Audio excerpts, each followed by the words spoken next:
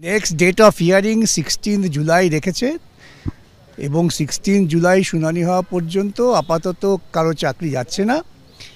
তাদের একটা আন্ডারটেকিং দিতে হবে যে টাকা পয়সা সব ফেরত দিতে হবে, মামলা হেডেক বলে, এবং সিবিআই তদন্ত চলবে, তার উপরে কোনো স্থগিতাদেশ নেই। এটাই হচ্ছে আদেশ। দাদা, আপনি একবার বললেন কি যদি এটা ঠিক হয়ে যায়, কারা ন্যায্যভাবে পেয়েছে, কারা মানে ইলিগালি পেয়েছে, যদি এটা সেগ্রিগেট করা যায় তাহলে আপনার কোনো গ্রাজ থাকবে না, আপনি ওটা বলেছেন। আমরা পরিষ্কার বলছি, যদি কেউ দেখাতে পারে যে ঠিকভাবে তার নিয়োগ হয়েছে, নিয়োগের পেছনে কোনো দুর্নীতি, তার চাকরি যাবে, তার চাকরি থাক, আমাদের কোনো আপত্তি নেই। আমরা চাইছি তো স্বচ্ছভাবে নিয়োগ করাটা। এখন এই স্বচ্ছতা নিয়েই শুনানি হচ্ছে, অনেক আইনি জটিলতা আছে, সেটা নিয়ে 16 তারিখে শুনানি হবে। আরও মুশকিল হচ্ছে, দেখা গেল যে সকলে মিলে এমন হইচই করছে এখানে, এটা অদ্ভুত ব্যাপার, যার ফলে বিচারপতিরা খানিকটা বিভ্রান্ত হয়ে পড়ছে।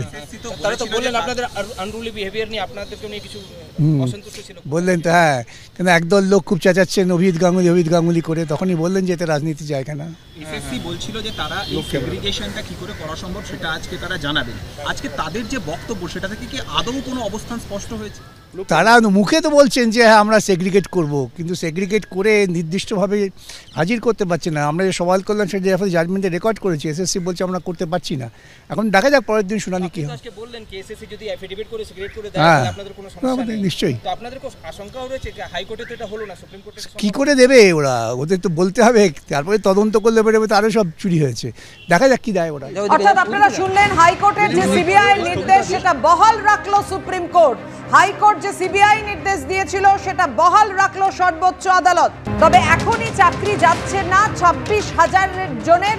কারণ আমরা সিস্টেমেটিক ফ্রড এই কারণে মনে করছি, তার কারণ প্রতিটি ধাপেই নিয়োগে দুর্নীতি হয়েছে। সে ওএমআর শিটে প্রাপ্ত নাম্বার 0, অথচ ট্যাবুলার শিটে 53 হয়ে গেছে। আবার দেখবেন এই যারা নন লিস্টেড ক্যান্ডিডেট তারা চাকরি পেয়েছে, র্যাঙ্ক জাম্প করে চাকরি পেয়েছে, রেশিও ভায়োলেশন করে চাকরি পেয়েছে। আজকে তো ধরুন শুধুমাত্র ইন্টারিম প্রোটেকশন, এটা ভাববেন না যে ফাইনাল জাজমেন্ট, ফলে ইন্টারিম প্রোটেকশন, কারণ সমস্ত কাউন্সিলদের ইভেন শুনতেও পারেননি, যারা এসএলপি ফাইল করেছেন তাদেরও সমস্ত শুনতে পারেনি, ইভেন আমরাও পুরো সম্পূর্ণ শুনানি করতে পারিনি। আজকে শুধুমাত্র যেহেতু মামলাটি পরবর্তী দিন শুনানি হবে 16 জুলাই 2024-এ, ফলে সেই দিন পর্যন্ত অন্তর্বর্তীকালীন স্থগিতাদেশ। কিন্তু তার সঙ্গে একটা রাইডার দিয়েছেন, কি বলেছেন, যে যদি বাতিল হয় তাদের কিন্তু এই আন্ডারটেকিং দিতে হবে, তাদের কিন্তু বেতন ফেরত দিতে হবে।